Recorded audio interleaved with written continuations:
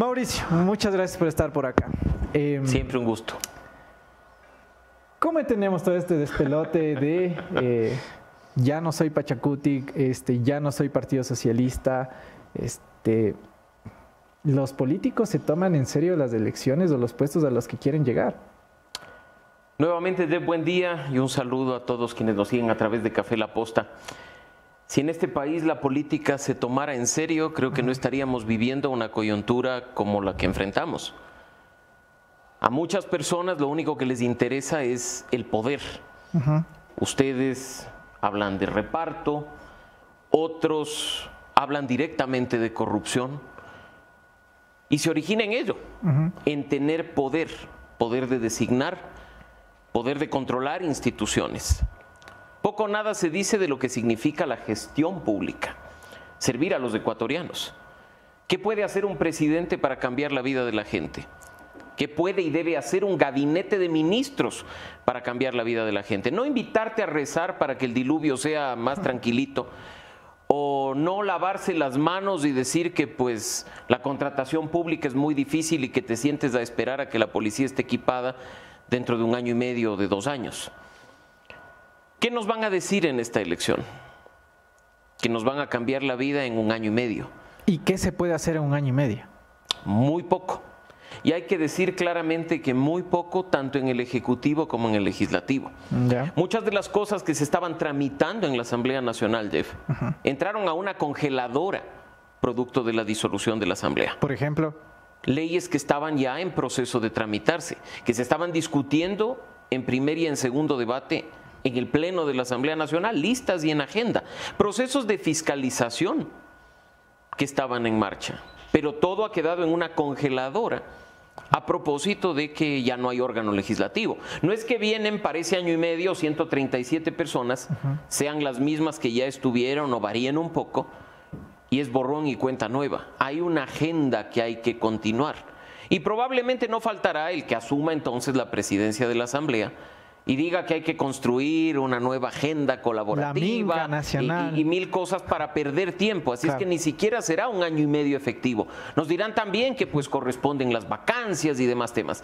En el Ejecutivo, mira que incluso tienes un gobierno que entra atado de manos, porque quien es electo presidente o presidenta, hasta ahora no hay candidata, pero no lo sabemos, entra hasta con un plan nacional de desarrollo que lo deja prácticamente escrito en piedra Guillermo Lasso, porque no cambia ni vas a poder hacer un nuevo plan nacional de desarrollo para 1 año y medio. Es un plan que tiene un periodo fijo.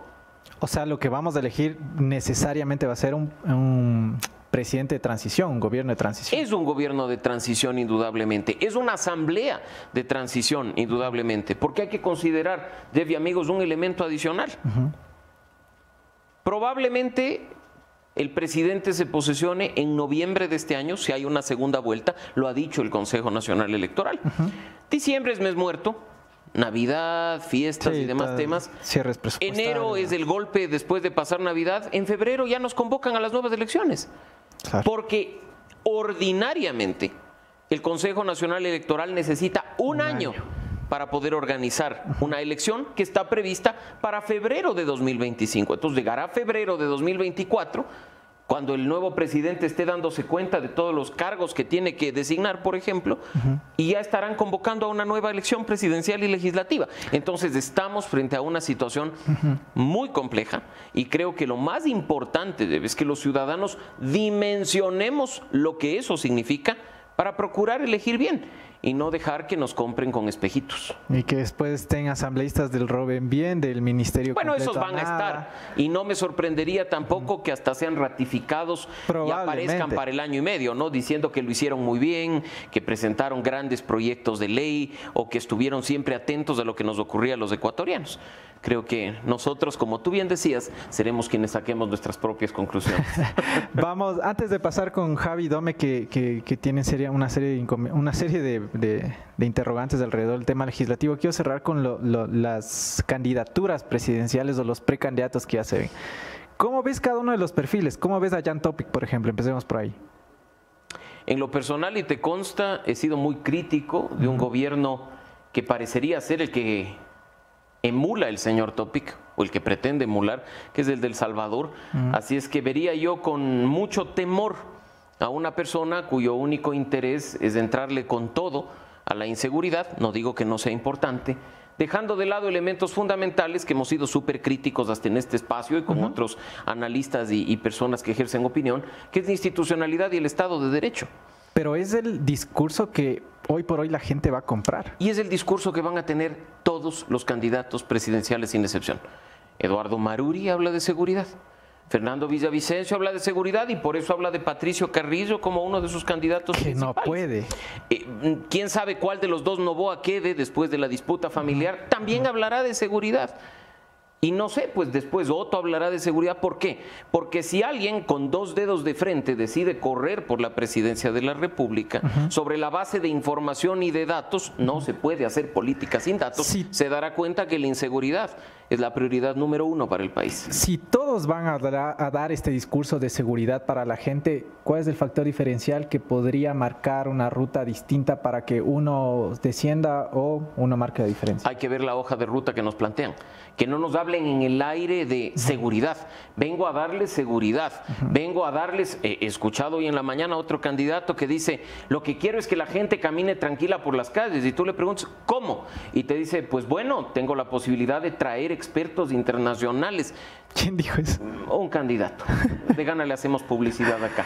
Y te digo, ese tipo de cuestiones son claves.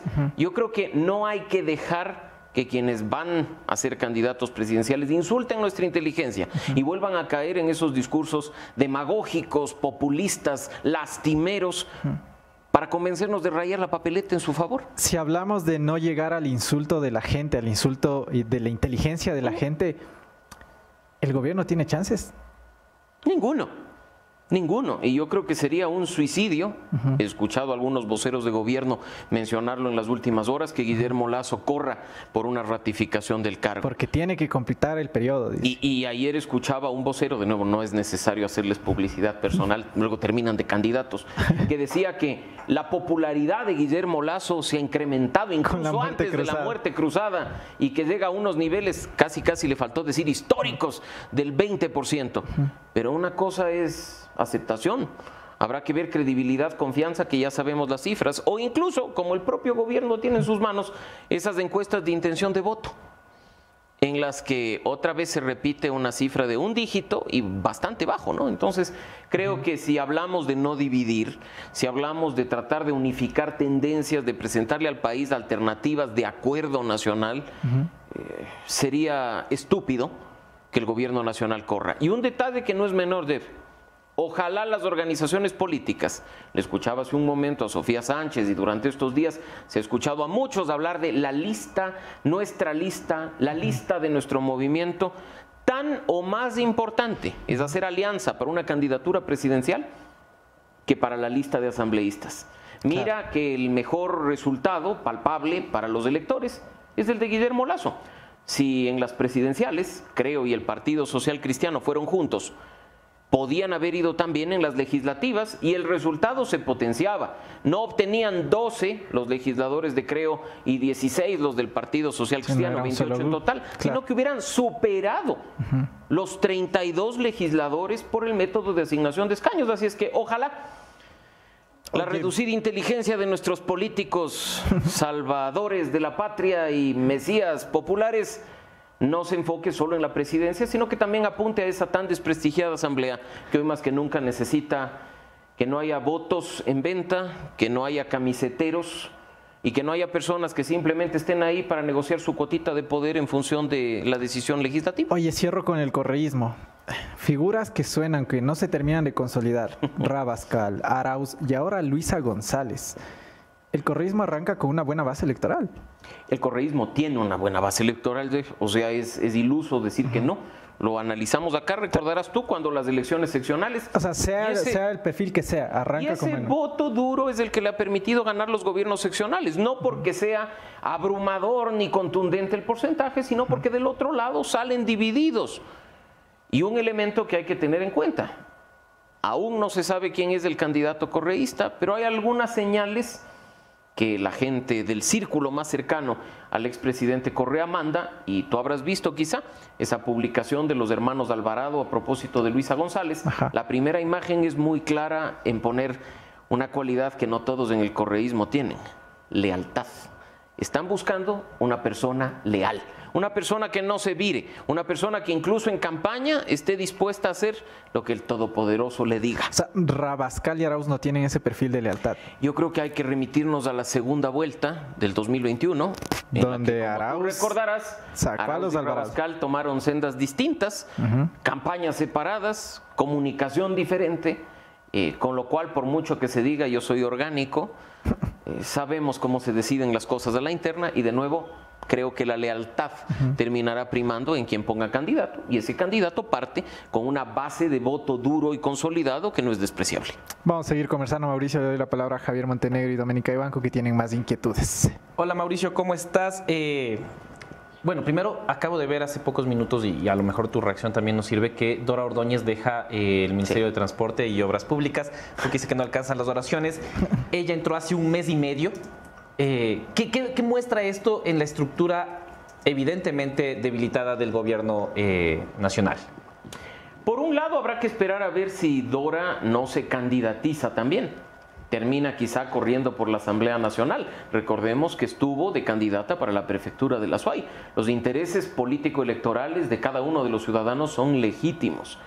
En este caso, esperemos que la renuncia obedezca efectivamente a esa crítica bien fundada a las declaraciones del flamante ministro de Transporte y Obras Públicas, y no a otro tipo de intereses. Espero en lo personal que así sea. Lo cierto es que yo, en lugar de enfocarme en esa carta que tú has mencionado, Javi, que la conocimos hace pocas horas a través de la red social Twitter, me enfocaría en ese cruce de tweets que se produjo entre el actual ministro y el exministro, donde Darío Herrera en pocas le dice a César Ron: tarado, ni siquiera has entendido los documentos que te dejé.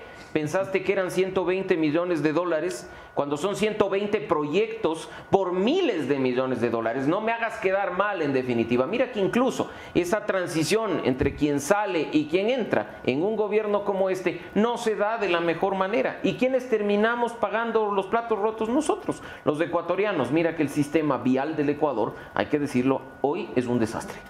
Totalmente. Y en Azuay sobre todo, ¿no? En Azuay ha sido evidente, así que ustedes, si quieren más información, La Posta Cuenca para ese tema. Pasemos al otro tema también muy importante, creo yo. ¿Qué rol jugará la consulta popular dentro de las elecciones presidenciales y elecciones de asambleístas del 20 de agosto? Porque claro, el foco de la gente está en los presidentes. Quizás un foco menor en los asambleístas, y ya hablaremos un poco de ellos. Pero la consulta popular puede ser tomada como bandera de lucha, puede ser utilizada, yo me imagino, por ejemplo, a Yacu Pérez tomando como bandera este proyecto, pero ¿qué tan importante y qué tanto peso tendrá a la hora de decidir del electorado? Yo creo que no hay que generalizar, y ustedes han sido testigos de que un flamante binomio presidencial ha sido esquivo a tomar una posición en cuanto a lo que significa la no explotación del Yasuní. Habrá candidatos que hagan de la consulta sobre el Yasuní una bandera. Habrá candidatos que incluso con la consulta local aquí en Quito la tomen como algo principal en su propuesta. No serán todos, por supuesto, pero habrá quienes quieran capitalizar de ello. Otros preferirán guardar silencio, otros se pronunciarán claramente en contra y a favor de la actividad extractiva, y al final eso será de utilidad para que nosotros decidamos a quién ponemos en cada uno de los lugares, a quienes en la Asamblea, por supuesto, y a quienes en el Palacio Presidencial. En porcentajes, yo le preguntaba esto cuando conversábamos al inicio al Jeff, seguro el Mauricio nos puede ayudar. En porcentajes, en números, en lo que no se puede mentir. La asamblea que fue cesada en funciones hace poco, ¿es legítimamente la peor asamblea en términos de proyectos presentados, de trabajo realizado? ¿En serio es tan mala como se vio? ¿O de pronto estamos exagerando por los grandes escándalos desde los bizcochos hasta el Candy Crush?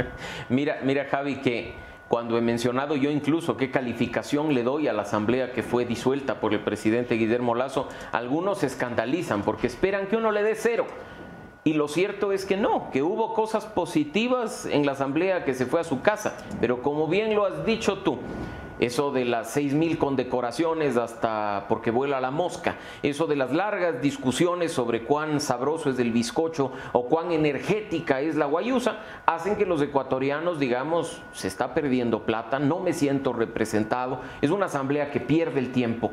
Se borra con el codo lo que se escribe con la mano y eso es lo que estamos viviendo en este momento. Yo no creo, honestamente, que la poca credibilidad y confianza del órgano legislativo que se vio plasmada en las últimas encuestas cuando se disolvió la Asamblea Nacional hace pocas semanas sean producto de fantasías de los ecuatorianos encuestados, son producto de la realidad, no son campañas de desprestigio. No es que el Observatorio Legislativo y la Posta nos ponemos de acuerdo para hacerles quedar mal, no, las cifras están ahí, las cifras hablan por sí solas y creo que nuevamente esos datos son muy importantes traerlos acá en las próximas semanas porque con seguridad los que ya están diciendo hemos hecho un gran trabajo representando a la provincia, a la larga podría demostrarse que no movieron un dedo y que más bien fueron a calentar la banca o a jugar Candy Crush y hacer compras por internet. Y para seguir para ir cerrando ya el tema de asamblea más bien, hablamos un poco de que el gobierno debe enfocarse en temas como seguridad desde la presidencia. La asamblea de año y medio, una asamblea que con año y medio casi que no alcanza a tramitar ni un proyecto de ley completo. Entre primer debate, segundo debate, reuniones de comisiones, contradicciones. Debería. ¿En qué se debería enfocar la asamblea a la que le queda un año y medio de funciones? Bueno, hay varios temas que quedaron pendientes. Te voy a mencionar uno a propósito de las oraciones y el fenómeno del niño, la ley de gestión de riesgos. ¿Qué ha pasado con ese tema en la Asamblea Nacional? ¿Cuánto tiempo hemos tenido que esperar? ¿Qué ha pasado con los otros proyectos de ley vinculados a temas económicos? ¿Qué ha pasado con otros proyectos de ley vinculados a dar algo más de insumos para el tema de seguridad? Y no le vamos a echar el muerto tampoco, Javi, completamente a la Asamblea Nacional, porque lo que vivimos en Ecuador no es un problema de leyes, pero sin duda acciones articuladas entre las distintas funciones del Estado son las que permiten encontrar soluciones a esos tres problemas principales identificados por los ecuatorianos sin excepción durante los últimos 2 años: la inseguridad, la crisis económica y la corrupción. Y finalmente, para pasarle la palabra a la Dome, solo porque a nosotros no nos creen, cuando nosotros decimos creen que es mentira, pero Patricio Carrillo, sancionado, censurado, ¿puede ser candidato a asambleísta? ¿Puede responderle a esta cámara, por favor, a la que construye, a María Paula Romo? Acá, Javi, se interpreta la Constitución cada minuto, todos los días del año. Lo cierto es que hubo un juicio político en la Asamblea Nacional. No aquí calificamos la capacidad o las cualidades del señor Carrillo, sino hechos. Ese juicio político terminó con censura, no destitución porque él ya no era ministro, y esa censura acarrea la imposibilidad de ocupar un cargo público durante los próximos 2 años, contados a partir del momento de dicha censura. Ahora bien, interpretaciones se dan por todo lado. Podrían decirnos que candidato puede ser, pero que no puede ocupar después. Hay otros que incluso en redes sociales ya han dicho que hay antecedentes según los cuales alguien que es elegido por voto popular, obviando las disposiciones de la Ley Orgánica del Servicio Público, no es un funcionario público ni ocupa un cargo público. Lo cierto es que amanecerá y veremos. Lo principal en estos casos es que la ciudadanía, quienes estamos de este lado, estemos pendientes no solo del caso del señor Carrillo, que puede despertar simpatías o antipatías en todos los sectores, sino de todos los candidatos. Mira que incluso en las elecciones seccionales, y nosotros lo mencionamos en el trabajo que hicimos a través de nuestras radiografías políticas, incluso al CNE, específicamente en Guayaquil, se le pasó un candidato que adeudaba decenas de pensiones alimenticias, un impedimento claramente establecido en la ley. Así es que a despertarnos y hacernos sentir respecto de los partidos políticos, que por mucho que en democracia interna decidan quiénes son sus candidatos, nos corresponde a nosotros hacer escrutinio público, vigilar si tienen impedimentos y, por supuesto, presentar las impugnaciones que sea del caso, más allá de actores políticos o no. Mauricio, ¿cómo estás? A ver, ya hemos hablado mucho del análisis, de lo que quedó, pero al final del día la realidad es que vamos a ir a las urnas bajo las mismas condiciones que la última vez lo hicimos. Y que vamos tal vez, o sea, probablemente nos resulte una asamblea igualita a la anterior. O peor. O peor. Ahora, lo importante, la gente quiere saber cómo poder analizar mejor, probablemente para no repetir lo mismo, porque si no, como tú mismo has dicho, si vamos a las urnas bajo las mismas condiciones, con lo mismo del Código de la Democracia, que eso no va a cambiar y estamos a un mes de hacer eso, ¿cuál sería el elemento diferenciador en los votantes para que no tomemos tan malas decisiones? Es muy difícil en una semana de campaña electoral que tengamos toda la información disponible respecto del gran universo de candidatos que con seguridad saldrá a rellenar las papeletas. Pero lo cierto es que, por ejemplo, a través de espacios como este, debemos aprovechar esa semana de campaña para decirle a los seguidores quiénes son los candidatos de cada lista, las cabezas, los rellenos, quiénes están ahí, qué trabajo hicieron si ocuparon antes un cargo público, o qué hicieron en su vida profesional si no han estado antes en la asamblea o en un gobierno local y quieren incursionar en política por primera vez. Hay un rol muy importante, Dome, que juegan los medios de comunicación para actuar con responsabilidad. Nadie quita, pues, que un medio tenga su corazoncito y aupe una candidatura. Yo podría decir que aquí Deb va a desplegar una bandera grandota a favor de Jan Topic y es legítimo que lo haga, pero que no nos quedemos solo con esa información, porque nuestra audiencia, nuestro público, lo que demanda es que le entreguemos la mayor cantidad de información y datos posibles para ellos sacar sus propias conclusiones. De la publicidad electoral hay muy poco que esperar, porque aparecerán en los medios de comunicación aquellos que logren pautar a través del Fondo de Promoción Electoral para decirnos que son los más guapos, los más maravillosos y que llegan con una varita mágica para en 100 minutos cambiarte la vida. ¿No te suena parecido el discurso a algo que oímos en 2021? A eso mismo iba, Mauri, y es que tú hace un rato hablabas del gobierno de transición, de que este año y medio básicamente no se puede hacer mucho. Entonces, ¿qué es lo que...? Y tienes a Jan Topic, que él habla de seguridad, a los demás que hablan de seguridad, y claro que tiene que haber un elemento diferenciador, como decía el Jeff, pero ¿qué es lo que tiene que ver y analizar la gente para elegir la mejor opción? ¿Por qué? Porque a veces dicen, bueno, Jan Topic, él sabe de seguridad, listo, pero ¿y lo demás? Bueno, Otto, él sabe mucho de administración pública, bueno, ¿y qué más? Entonces, ¿qué es lo que la gente debería centrarse a más de la seguridad, que es lo que todos abanderarán para poder decidir bien? No queremos un presidente todólogo, Dome. No hay nadie que en el ejercicio del poder sepa qué hacer y cómo hacerlo en todos los frentes.